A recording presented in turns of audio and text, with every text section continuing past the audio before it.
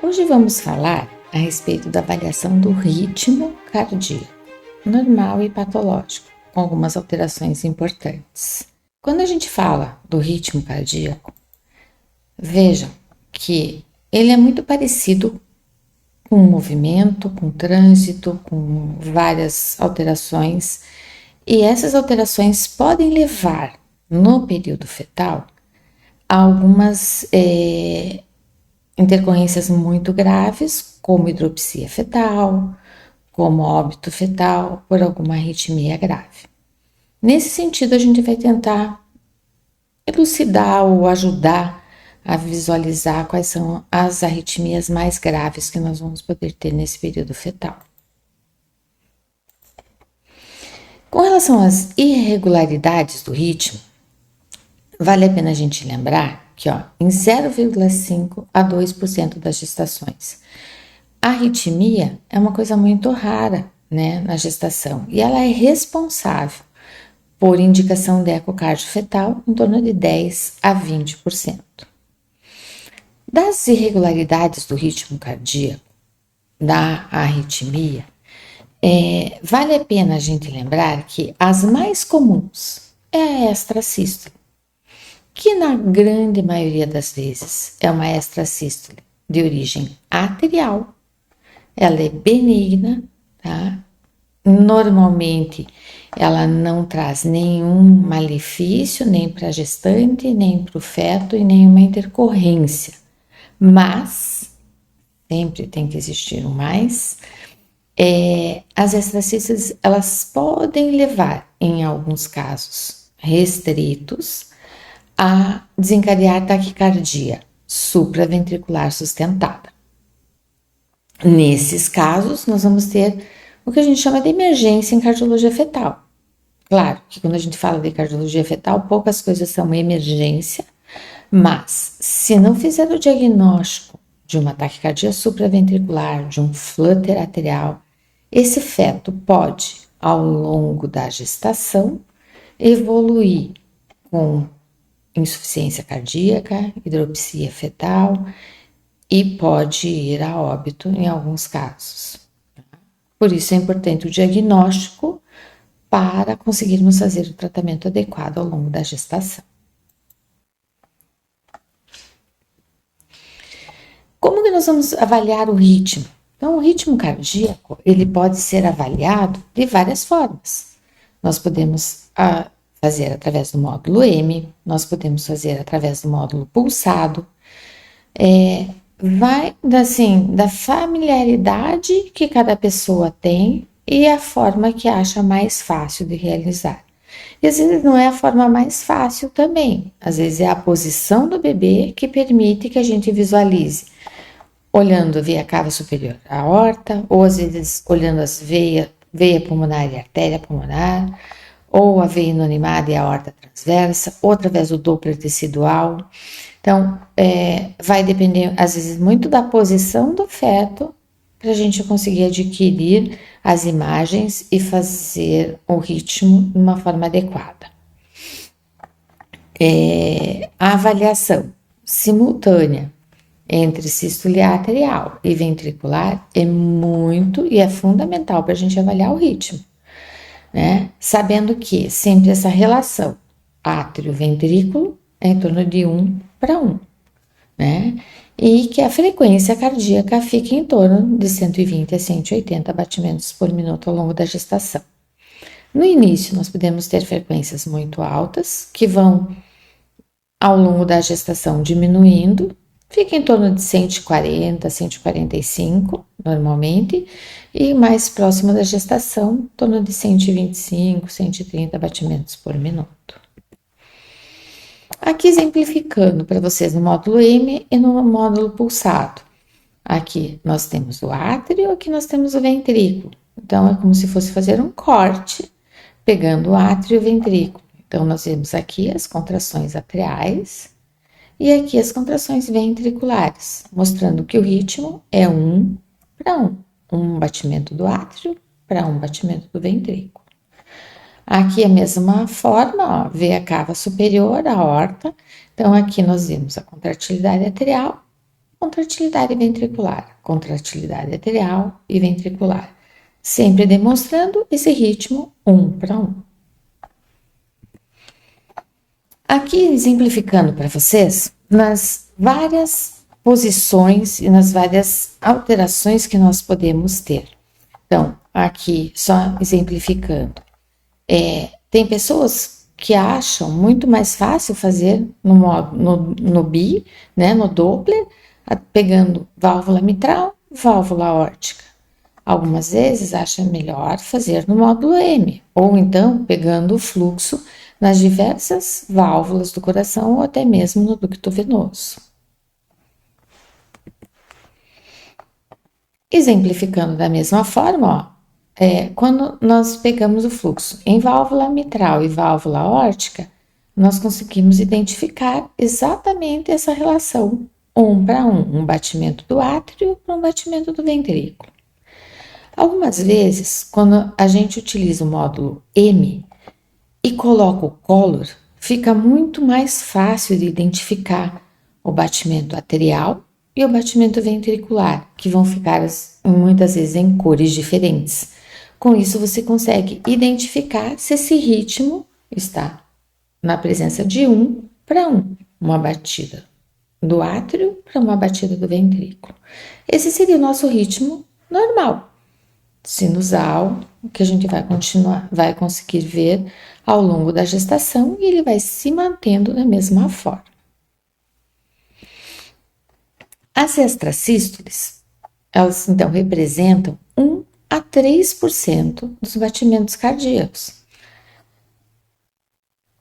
Elas podem ser atriais ou ventriculares. Para a nossa sorte, né, e felicidade, as mais comuns são as extrasístoles de origem do átrio, né? Elas podem ser conduzidas quando elas mandam esse estímulo do átrio para o ventrículo, e elas podem ser não conduzidas. Então, quando eu tenho uma atividade atrial, eu vou ter uma pausa, eu vou ter uma extrasístole que não passou o estímulo para o ventrículo. E nós vamos ter uma nova pausa e volta o ritmo normal novamente.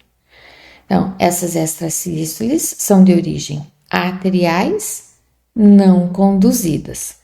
São extrasístoles comuns, elas são mais comuns no final da gestação, a partir de 34 semanas, e normalmente elas são benignas, não tem necessidade de fazer nenhum tratamento para a gestante, não tem necessidade de nenhuma medida diferente. As extrasístoles ventriculares, na grande maioria das vezes, elas são raras e elas estão associadas a cardiopatías graves e a síndrome do QT longo, que é uma alteração entre quando você tem uma repolarização ventricular mais lenta, quando você vai ter um intervalo entre o ventrículo e a repolarização muito longo, podendo ser responsável por arritmias graves. Aqui só exemplificando, aqui ó, a gente vê o ritmo atrial e ventricular. Aqui uma extrasístole que conduziu, ó, nós continuamos vendo o ritmo. E aqui uma que não conduziu. Então, nós podemos ter extrasístoles que conduzem, que passam o estímulo para o ventrículo e outras que não passam o estímulo para o ventrículo, às vezes no mesmo momento, no mesmo corte ou na mesma hora que nós estamos vendo as arritmias. O que preocupa mais quando nós vemos esse tipo de arritmia? Uma batida normal, uma arritmia, uma batida normal, uma arritmia. Aqui, exemplificando no Doppler, ó, uma batida normal, uma arritmia, normal, arritmia. Isso é o que nós chamamos de bigeminismo. Então, quando o nosso coração está fazendo uma arritmia com uma frequência muito maior, né, do que extrasístoles raras. Esses nós temos que tomar um cuidado muito maior, porque podem evoluir para taquicardia supraventricular. Sempre evolui? Não, mas nós temos que ter uma atenção maior do que nesses casos aqui, que nós vimos uma extrasístole ou duas. Normalmente, essas extrasístoles têm repercussão hemodinâmica, que a gente chama que é sem alteração na condução do feto ou no estímulo para o feto, normalmente ela não passa de 10 extrasístoles em 1 minuto. A etiologia dessas extrasístoles. Então vejam, o nosso coração é o primeiro órgão que se forma. Nós vamos ter ele formado muito precocemente, mas o sistema de condução que vai passar o estímulo do nó atrioventricular sinoatrial para o ventrículo, esse sistema de condução ele só fica maduro após o nascimento. Então, ele pode ser influenciado, na grande maioria das vezes, por um automatismo, que é secundário a, às vezes, ingesta da gestante ou sistema nervoso, ou algum tipo de tratamento que a gestante esteja fazendo. Na grande maioria das vezes, né? Por experiência, o que a gente fala que é muito comum em gestantes que fazem uso, tomam muito café durante o dia, são aquelas que usam cigarro, né? Que fumam, ou que fazem uso de vasoconstritor nasal, ou tomam muita Coca-Cola, chá verde, chá vermelho, todas as substâncias, chocolate, que são estimulantes. Então, elas podem estimular esse sistema de automatismo e gerar essas extrasístoles. Também é muito associado, né, com estresse materno, além do uso. Normalmente, a gestante que tem mais estresse acaba tomando mais café e acaba gerando esse quadro de arritmias. Pode ocorrer em casos mais graves por sobrecarga de volume, que são comuns naquelas anomalias que nós chamamos de anomalia de Ebstein, ou quando nós temos, lembrem que aqui nós temos a lâmina do forame oval. Quando a gente faz uma medida que vai da parede septal até a parede lateral do átrio e da parede septal até a redundância, o abaulamento do forame oval, essa distância não pode passar de 50%. Quando nós temos um forame oval que é redundante, que ele ultrapassa 50% do tamanho do átrio, ele pode ser responsável por arritmias no período fetal. Ou então algumas compressões extrínsecas, tumores de mediastino, tumores pulmonares, alteração pulmonar, que façam uma compressão principalmente da parte atrial direita e que possa levar a essas alterações. Normalmente, essas extrasístoles são autolimitadas, elas não têm necessidade de fazer nenhum tipo de tratamento. Só cuidar naquelas que podem ser bigeminadas e que podem ser precursoras de uma taquicardia supraventricular. Essa nós temos que ter uma atenção maior. Na grande maioria das vezes, essas extrasístoles, uma vez a gente fez o diagnóstico, é uma extrasístole rara, que está lá, menos de 10 extrasístoles em 1 minuto, que a gente acompanhou, que não tem nenhuma alteração no bebê, não tem necessidade de repetir. Você vai avaliar após o nascimento e na grande maioria das vezes essas extrasístoles desaparecem ao longo da gestação ou logo após o nascimento. Elas podem ser, então, intermitentes, quando nós temos menos de 50% do total do exame, quando a gente está avaliando enquanto está vendo o coração, no mínimo 30 minutos de observação. Se a gente avaliar esse tempo foi menor do que 50% do exame, normalmente nós estamos frente a uma taquicardia que a gente chama sinusal. A frequência, no caso da taquicardia sinusal, ela não passa de 180. Então, é aquele feto que vai manter uma frequência cardíaca maior Isso é comum encaminhamento para esse tipo de avaliação. É um feto que vem mantendo uma frequência cardíaca 165, 170 batimentos por minuto, mas que quando você avalia a frequência do átrio e do ventrículo, elas estão iguais, a condução está igual, e você pode não ter nenhuma extrasístole, só você está frente só a uma taquicardia, né, com uma frequência elevada. Normalmente, isso nós estamos frente a alguma condição fetal ou materna. Então, pode ser um caso de febre, nós podemos ter uma gestante muito estressada por algum processo, ou uso de algumas medicações, ou até mesmo que façam a frequência do feto ficar mais elevada. Então, normalmente ele está relacionado à taquicardia sinusal a uma alteração materna ou fetal que tem que ser investigada. Mas nesse momento não tem necessidade nenhuma de fazer tratamento. Qual taquicardia que nós vamos nos preocupar? A taquicardia supraventricular, o flutter atrial e as taquicardias ventriculares. Esses são casos que nós chamamos de emergência em cardiologia fetal. Uma vez identificada, nós vamos ter que fazer o tratamento adequado desses fetos para evitar que eles venham a desencadear um quadro de hidropsia fetal, ascite, derrame pleural, derrame pericárdio e possam ir a óbito. Taquicardia supraventricular, qual é a característica dela? A frequência vai ficar entre 180 e 220 batimentos por minuto. Então, passou de 180, nós temos que estar prestando muita atenção, porque nós podemos estar frente a uma taquicardia supraventricular. Qual que é a característica? A condução continua 1 para 1. Então, o meu ritmo arterial vai estar 220, o meu ritmo ventricular vai estar 220. Nós vamos ter a mesma frequência, tanto no átrio quanto no ventrículo. Já no flutter atrial é diferente. No flutter atrial nós vamos ter uma frequência atrial que vai estar em torno de 300, 400 batimentos por minuto e uma frequência ventricular que vai estar em torno de 200. Então, é uma condução 2 para 1.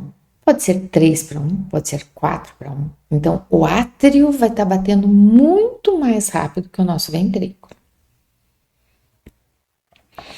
Que só exemplificando uma taquicardia sinusal, vejam que a gente vai ter aqui um intervalo, tá? Vocês vão ver que agora, daqui para frente, ao longo dessa aula, eu vou falar muito para vocês nesse detalhe entre o intervalo da condução do átrio para o ventrículo e do ventrículo para o átrio. Por que isso aqui que é importante? É a condução atrioventricular e a condução ventricular, porque elas vão denotar para nós se a gente está tendo alguma alteração, né, que vai puxar mais para um ritmo ou vai puxar mais para o outro ritmo, ou se nós podemos estar frente a uma alteração na síndrome do QT longo, que eu falei, que é muito importante para o diagnóstico, porque às vezes fazem arritmias muito graves. Então, aqui, mostrando para vocês como é que é o nosso eletrocardiograma. Todo mundo lembra, né? Nós temos a onda P, ó, nós temos um intervalo entre o início da onda P e o início do QRS, que é o intervalo PR, tá? Então, nós temos no feto também esse intervalo PR, e ele vai ser muito importante, vocês vão ter que prestar bastante atenção. Nós temos o QRS, que é o ventrículo, daí nós temos o intervalo entre o QRS e a onda T, que é o intervalo QT. Esse intervalo, que ele é responsável pela síndrome do QT longo, quando a gente tem desse período para esse, um intervalo muito grande, e isso é responsável por arritmias graves. No período pós-natal, é aquelas arritmias que nós chamamos de Torsades points, que são aquelas arritmias graves que podem evoluir para óbito. Tá? Então, esse intervalo PR e esse intervalo QT no período fetal, ele é chamado de RP, tá? Então, nós temos esse intervalo aqui e nós temos esse intervalo aqui, tá? Vejam que nós podemos ter um RP pequeno e um PR longo. Nós podemos ter um RP grande e um PR curto. Então, isso nós vamos ver daqui para frente, o que significa isso e como que nós podemos identificar se nós estamos frente a uma arritmia mais grave. Então, esses intervalos que eu falei para vocês, intervalo átrio-ventricular é o intervalo AV. Ventrículo arterial é do final do ventrículo até o início da outra contração arterial. Então, isso vai ser o responsável pelo intervalo PR e o intervalo RP no feto. Na grande maioria das vezes, 95%, nós estamos frente a taquicardias que nós chamamos supraventriculares por reentrada nodal. Então, é como se ela fizesse um circuito e ficasse o tempo todo fazendo essas arritmias. 65% é a taquicardia supraventricular. 30% nós estamos frente ao flutter arterial, que é muito mais difícil a reversão no período fetal. 1%, a menos de 1%, nós temos aquelas taquicardias que nós chamamos por um foco ectópico arterial, tá? Ou por um juncional reciprocante, tá? Que são arritmias muito mais raras. Vejam que neste período aqui, nós vamos ter, né, um intervalo VA, aqui, ó, do ventrículo para o átrio, menor do que o intervalo AV, que é do átrio para o ventrículo. Já aqui, que é 1%, menos de 1%, nós vamos ter um intervalo entre o ventrículo e o átrio, que é o VA, que vai ser maior do que o intervalo AV. Isso parece difícil, mas na prática vocês vão ver que não é tão difícil assim. Veja, aqui a gente está frente a um ritmo, né? Que nós vamos pegar o átrio, ó, aqui é a mitral, tá? Átrio, ventrículo, então, ó, aqui você está vendo o ventrículo e aqui o início do átrio, ó. Então, esse é o intervalo VA. E aqui o intervalo AV, tá? Que, mostrando que esse intervalo VA é menor do que o intervalo AV. E isso é comum na taquicardia supraventricular por reentrada nodal, tá? Já o flutter arterial. Flutter arterial, ele é um ritmo que é fácil de identificar por conta da frequência, que é extremamente elevada. Vocês vão ter a sensação de que o átrio está tremendo, tá? Ele treme, ele faz, vocês vão ver, eu vou mostrar um vídeo mostrando como que o átrio se apresenta, tá? Então, essa condução pode ser 2:1, 3:1, 4:1. Claro, dá para imaginar que um feto que esteja com uma frequência do átrio em torno de 400 batimentos por minuto, uma frequência ventricular, em torno de 200, 250, ele vai levar um quadro de hidropsia fetal, que é muito precoce. A taquicardia ventricular é por uma dissociação entre o batimento do átrio e do ventrículo, tá? E nós vamos ter frequências ventriculares que podem estar em torno de 100 a 400. E normalmente essas são frequências, o que chama atenção, que faz a gente pensar, né, numa síndrome do QT longo, que é aquele intervalo de repolarização muito atrasado, quando nós temos frequências que variam assim, mantém frequências altas, alternando com períodos de bradicardia importante. Então, isso faz a gente prestar atenção que pode estar frente a uma síndrome do QT longo. Mostrando aqui para vocês esse vídeo, vejam a parede atrial. Notem como o átrio está tremendo, tá? Se você for ver, ele treme, ó. Então, a frequência aqui, ó, olha mostrando nesse aqui. O átrio está com essa frequência e o ventrículo com uma frequência bem menor. Então, é como se o nosso coração estivesse tremendo. Isso chama muito atenção. Vejam, lembra que eu falei que às vezes o ideal é a gente pegar átrio e ventrículo junto, num corte só. Algumas vezes a posição do feto não ajuda e às vezes a gente tem dificuldade de pegar isso. Então, algumas vezes o que acontece? Você pode pegar a sua frequência no átrio, identificando que às vezes com a presença do flapzinho do forame oval fica fácil de você identificar o ritmo do átrio e você vai pegar a frequência do ventrículo. Então você vai ver que as duas estão bem diferentes e que o átrio pode estar 2, 3 vezes batendo mais rápido do que o ventrículo.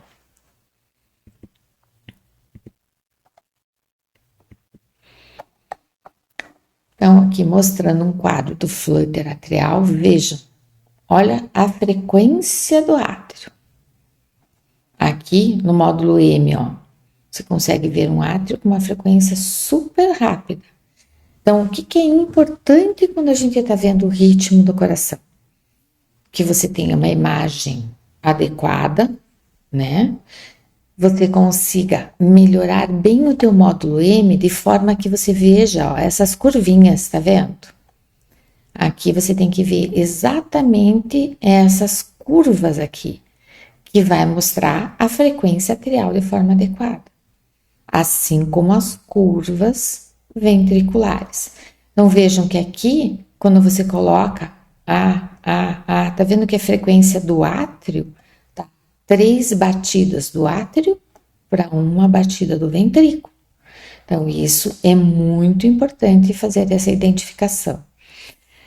O Color Doppler, nesse momento, ajuda bastante, porque você vai conseguir colocar e você vai ver que o teu átrio está numa frequência muito alta e o teu ventrículo está numa frequência menor. E na taquicardia ventricular vai acontecer o contrário. Eu tenho uma frequência atrial aqui, que está mais lenta, ó. Eu vejo essas reentrâncias aqui, ó. Então, isso sempre quando a gente está buscando uma imagem adequada, para a gente ver o ritmo adequado, isso aqui é muito importante. Então, às vezes eu tenho que ajustar o meu aparelho, adequar a imagem, para conseguir ver exatamente, ó, essas entradinhas. Isso aqui mostra para mim que aqui é o ritmo atrial. E aqui mostra para mim que é o ritmo ventricular. Tá? Então, isso é importante, ó, essa definição aqui, para você conseguir fazer exatamente o cálculo e ver se você está frente a um ritmo atrial muito alto, ou frente a um ritmo ventricular muito rápido, ou se você está com os dois em frequência muito alta, que é no caso da taquicardia supraventricular. E sempre a gente procura medir esses intervalos, né? Do início aqui, ó, no ventrículo até o início do átrio, que é o intervalo ventrículo arterial, e do átrio para o ventrículo, que é o intervalo átrio-ventricular. Normalmente, de rotina, você vai medir? Não, você vai medir esses intervalos quando você está frente a alguma arritmia grave que você quer definir se essa arritmia é mais de origem atrial, se ela é mais de origem ventricular e se isso pode estar ocasionando uma ascite, um derrame pleural, um derrame pericárdico e que possa estar pondo esse feto em risco. Esses intervalos, então, a gente consegue fazer dessa forma no módulo M, ó. Eu vou ver, aqui é o início da minha atividade, ó, ventricular tá aqui, e aqui começa o meu átrio. Então, sempre quando vocês estão avaliando o ritmo. Vejam que a maioria tem em módulo M, mas se você pegar aqui, ó, por exemplo, aqui eu estou com 4 câmaras. Se eu pegar bem aqui no meinho, eu vou conseguir pegar a válvula atrioventricular e a válvula ventricular. Então, a aorta ou às vezes a pulmonar aqui. Normalmente, entre a válvula mitral e a válvula aórtica, é o melhor ponto para você conseguir pegar átrio ventrículo. Então, você consegue fazer essa diferenciação de uma forma bem fácil. Quais as consequências? Então, derrame pericárdico, regurgitação nessas válvulas atrioventriculares, porque a gente imagina um feto que esteja com o átrio batendo a 400 batimentos por minuto, um ventrículo a 200, tá? Isso vai levar a um quadro de insuficiência cardíaca, vai levar a regurgitação nas válvulas atrioventriculares, elas não vão ter a capacidade de mandar o fluxo para o ventrículo de forma adequada, tá? E isso pode levar a malformações, alterações em movimentos fetais, pode levar à hidropsia. E sempre pesquisar se frente a essas arritmias eu estou frente a alguma malformação cardíaca grave. Taquicardia supraventricular, nós sempre temos que lembrar da anomalia de Ebstein. Por quê?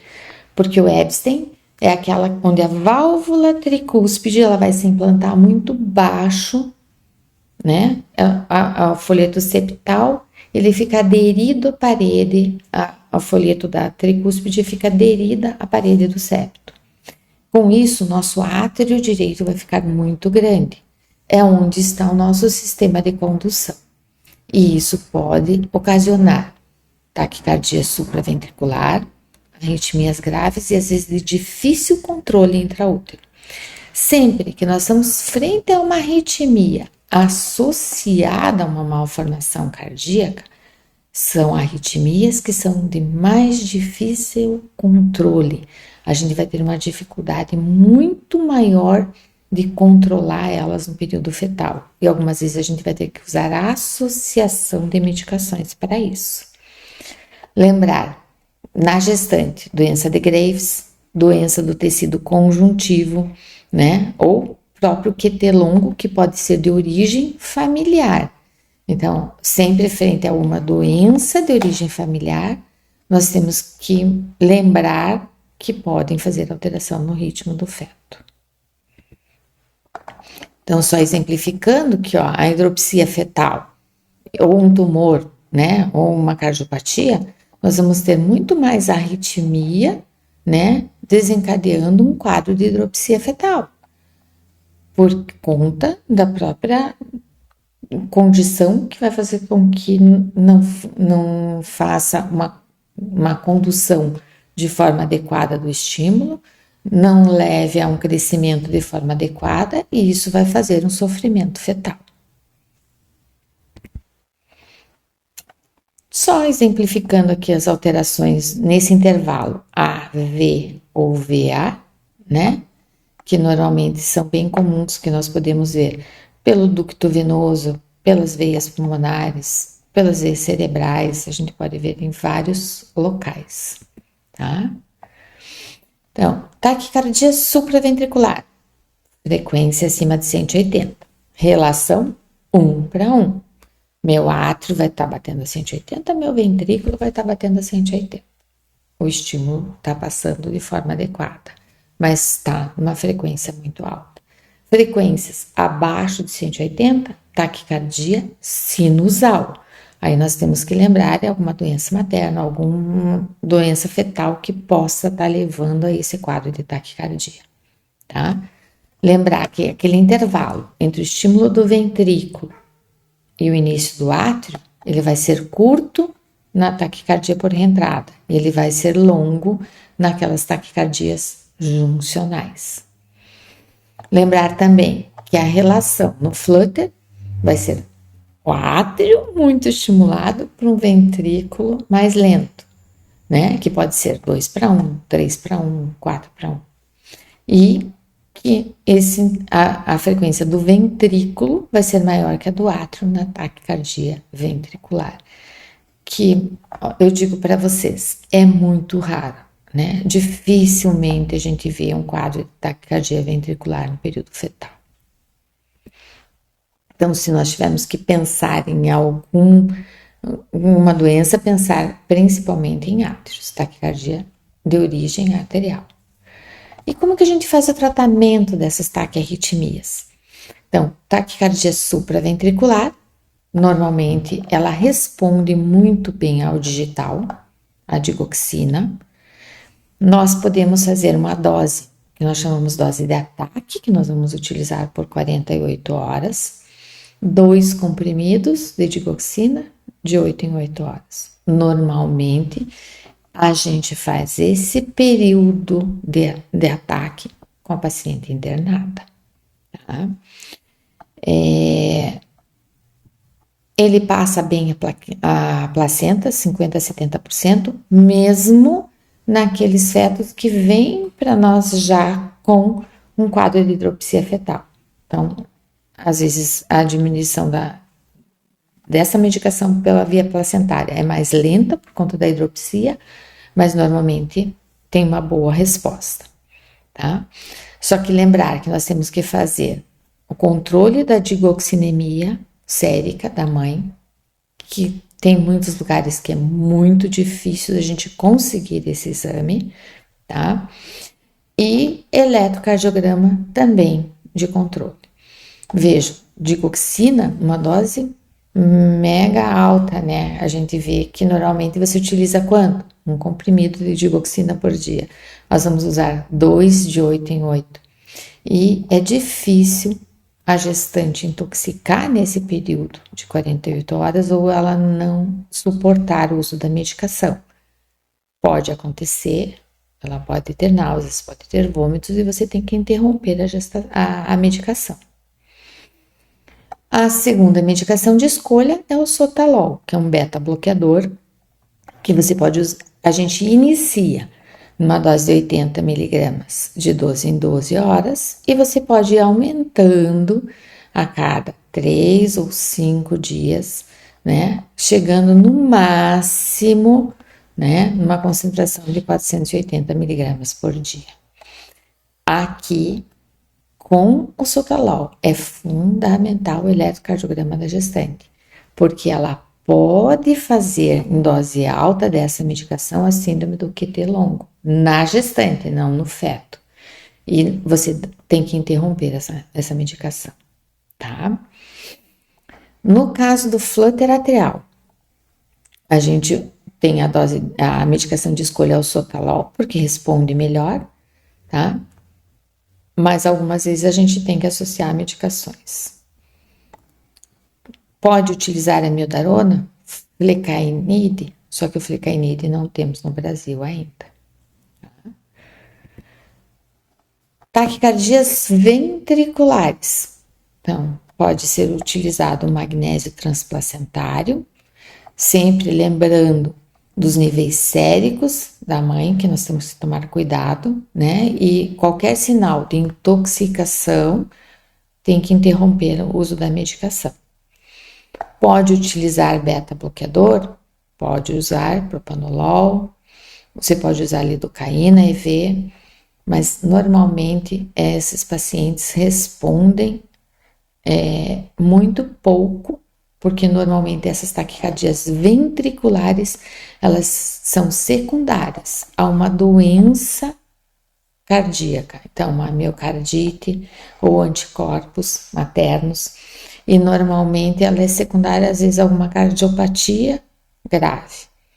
Nesses casos, é discutido o uso de dexametasona e imunoglobulina endovenosa para gestante. Então, um esquema mostrando o uso das medicações, a droga de escolha continua ainda na taquicardia supraventricular a digoxina, tá? E uma segunda opção, o sotalol. Na diretriz brasileira nossa de cardiologia fetal, vocês têm esses esquemas de tratamento de taquicardia bem colocadinhos, passo a passo, que auxilia muito no controle, tá? Na grande maioria das vezes, naquelas taquicardias supraventriculares, tá? Então, aquela que o ritmo é 1:1, com uma frequência acima de 180, em torno de 200, 250. Elas respondem muito bem ao tratamento com a digoxina. Quando não responde, 48 horas, 72 horas, nós iniciamos o sotalol. E daí diminuímos a digoxina, porque o uso das duas medicações às vezes faz uma bradicardia muito importante.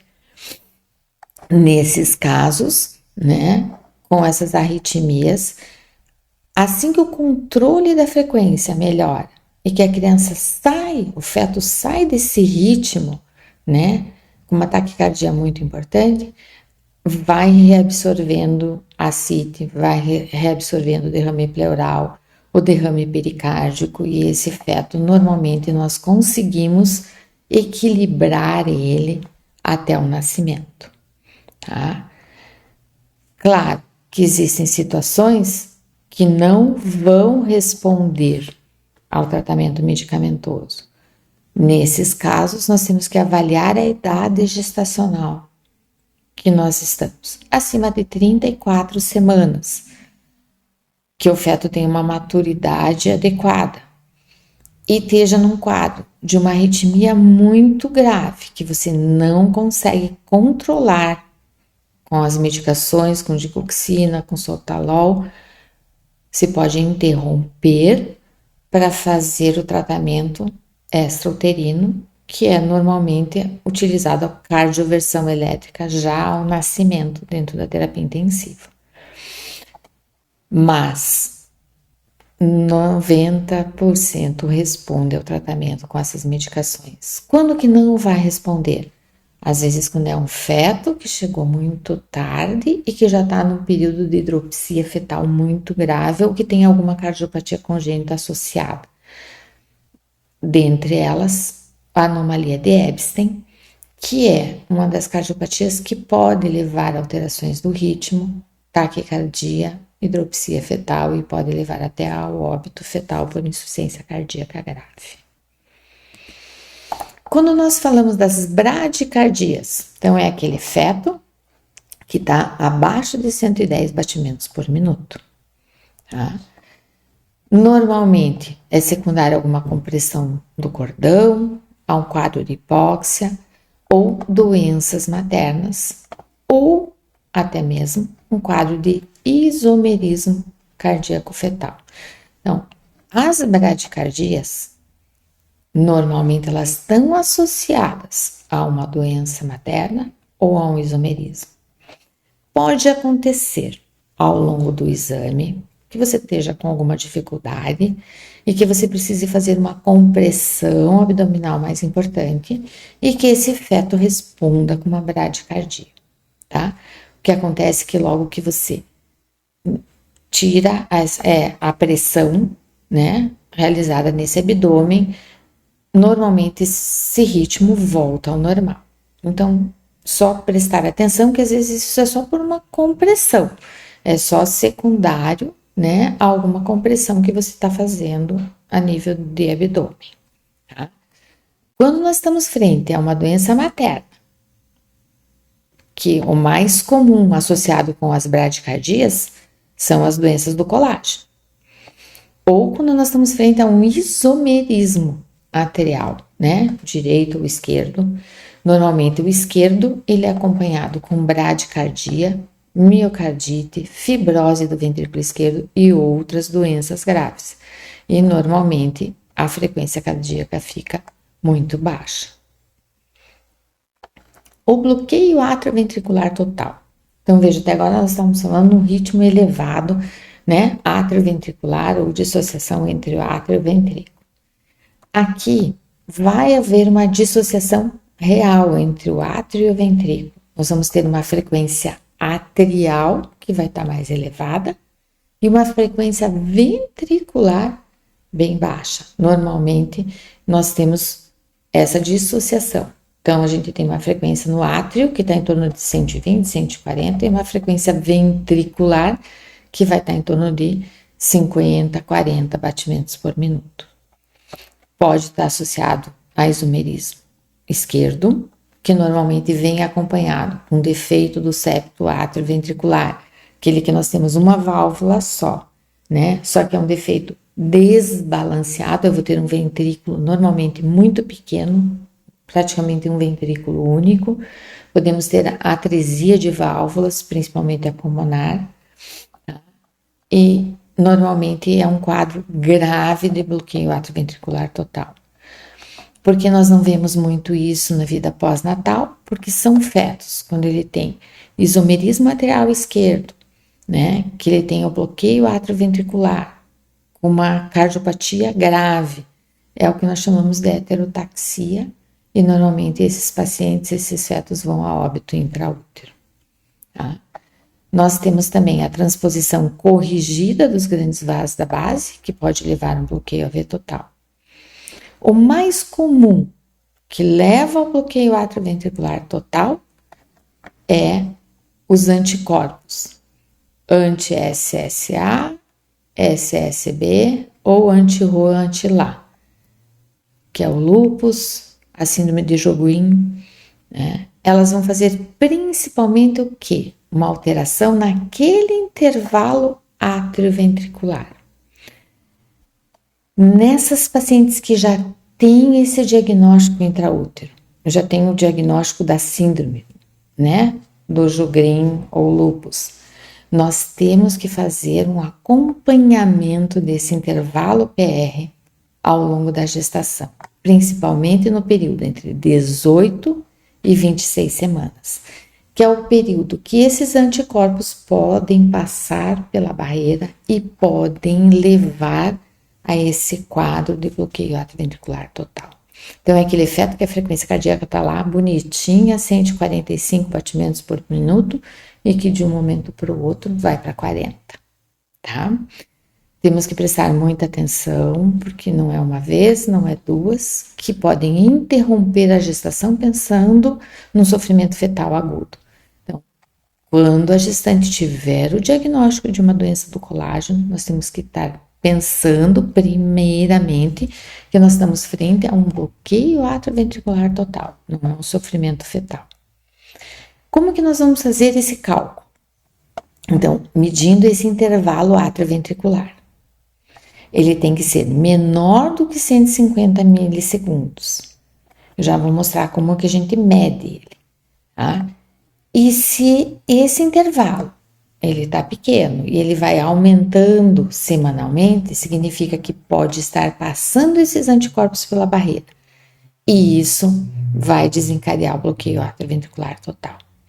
Então, frente a essa alteração, o que nós fazemos é encaminhar para o endócrino que está acompanhando a gestante ou para o obstetra, e normalmente é utilizado a dexametasona, na dose de 4 a 8 miligramas por via oral. Pode trazer efeitos colaterais? Pode. Ela é discutida, não é todas as pessoas que utilizam, mas ainda é o tratamento de escolha quando nós estamos frente a um bloqueio atrioventricular total. Então vejam, frequência do ventrículo, ó. Tá vendo que a gente vai fazendo a curvinha, ó, aqui, aqui, aqui, aqui. Então se vê a curva ventricular. E olha a atrial, olha as curvinhas. Aqui, aqui, aqui, aqui. Átrio numa frequência muito mais alta que o ventrículo. Então, nós estamos frente a um bloqueio atrioventricular total. Normalmente, esse bloqueio atrioventricular total, o feto evolui bem. Quando ele é secundário a uma doença de colágeno materna, que você não tem nenhuma anomalia estrutural do coração. O coração estruturalmente está dentro do normal e você tem essa frequência cardíaca muito baixa, tá? Normalmente são fetos que conseguem evoluir muito bem até o termo, embora seja assim desesperador a gente vê uma frequência fetal em torno de 55 batimentos por minuto. Mas eles crescem, eles ganham peso, eles desenvolvem e vão muito bem até o termo. O ideal é a gente manter até a maturidade o máximo de tempo possível, porque dependendo da frequência cardíaca ventricular, são fetos que vão ter que evoluir para marca-passo já ao nascimento. Tá? Já vou falar mais tarde para vocês. Então, aqui, ó, como que eu vou medir aquele intervalo atrioventricular, que equivale ao intervalo PR no eletrocardiograma do nenê quando nasce? Então, a gente vai pegar aqui, ó, tá vendo que a gente tem na válvula mitral, nós temos a onda E e a onda A, que é a contração atrial precoce, contração atrial tardia. No feto, a onda E é menor que a onda A. Isso é o normal no período fetal, porque nós temos os miocárdios, eles são mais imaturos, a gente tem mais célula miocárdica. O feto ele tem um padrão, né, de alteração de função diastólica do coração. A gente vai medir aqui, ó, tá vendo que tem um risquinho aqui, ó, é o início da onda A até o início do ventrículo, ó, tá vendo aqui a linhazinha, ó, o início da onda A até o início, ó, tem o cliquezinho aqui da válvula aórtica. Esse intervalo aqui não pode ser maior do que 150. E ele não pode aumentar ao longo das semanas. Então, normalmente, entre 18 e 26 semanas, nós fazemos ecocardio fetal para acompanhar essa evolução desse intervalo.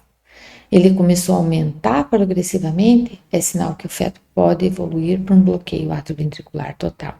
E daí nós temos que tentar tratar para evitar. Às vezes, mesmo com o uso do corticoide, o feto evolui ainda para um bloqueio atrioventricular total.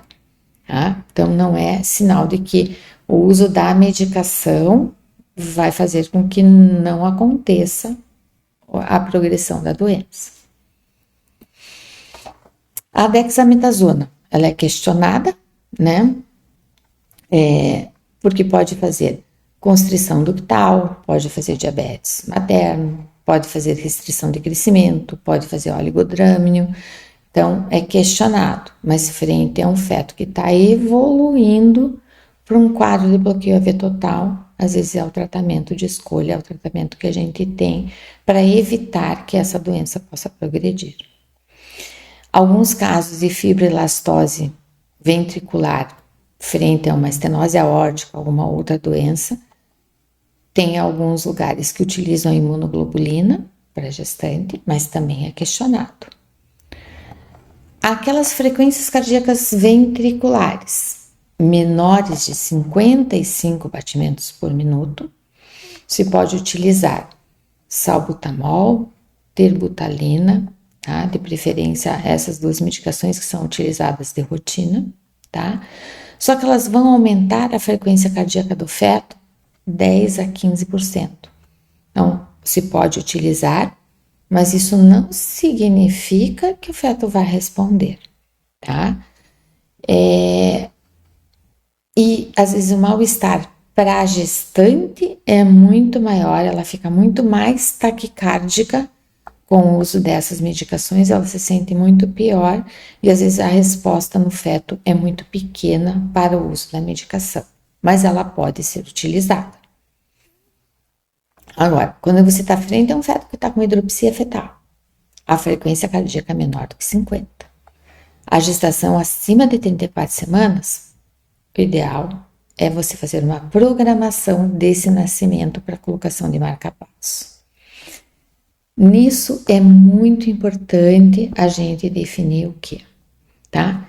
É importante fazer uma programação. Então tem que ter uma conversa muito bem casada entre o obstetra, o médico que está fazendo a gestação de alto risco, a interrupção da gestação, a UTI neonatal, o cardiologista e o cirurgião cardíaco. Por quê? Porque se os fetos tiverem um peso muito pequeno, nós temos que solicitar esses marcapassos. Hoje em dia, com esses problemas que estão hospitalares, não tem marcapasso de rotina dentro dos hospitais, eles têm que ser solicitados. Então, frente a um feto que está com bloqueio atrioventricular total, com uma frequência cardíaca abaixo de 50 ou em torno de 50, ela significa o quê? Que esse nenê vai ter que pôr marca-passo logo ao nascimento, tá? Então, tem que ter essa conversa, tem que ter todo esse acordo, tá? Porque assim, o nenê suporta super bem intraútero, ele vai bem, ele tá indo bonitinho, nasceu com essa frequência abaixo de 50, é como um divisor de águas. Em 12 horas eles evoluem para ICC e vão a óbito. Então, tem que estar muito bem programado a colocação desse marca-passo logo após o nascimento. Tá? Aqui, ó, vejam o ventrículo batendo super devagar, ó. Se você olhar o átrio, ele tá batendo mais rápido do que o ventrículo. Então, você tem um quadro, né, de um bloqueio AV total, mas normalmente o que acontece? Esses fetos vão super bem ao longo da gestação. Se você conseguir levar até o termo, é melhor, porque você vai conseguir colocar o marca-passo melhor. É prematuro, com uma frequência abaixo de 50. A gente tem que prestar muita atenção para a gente fazer uma programação, senão não adianta fazer um diagnóstico belíssimo de um bloqueio atrioventricular total. Se você não tiver essa programação, o marca-passo disponível, ou então um eletrodo externo de marca-passo para você estimular o nenê até você conseguir transferir para um centro adequado. Se você não tiver todo esse acordo, não vai adiantar. Vejam, eu espero que com esta aula, tá? Falando um pouquinho a respeito disso, eu consiga ajudar vocês a ver que existe uma luz no fim, a gente consegue fazer uma programação, a gente consegue tratar essas arritmias, desde que a gente consiga identificá-las. Então, é muito importante identificar se você está frente a um bebê que está com um ataque supra, se você está frente a um nenê que está com flutter, você está frente a um nenê que está com bloqueio atrioventricular total. Isso é muito importante para você definir para que lado você vai, qual vai ser a sua conduta e como você vai tratar esse feto para você dar um prognóstico adequado logo ao nascimento.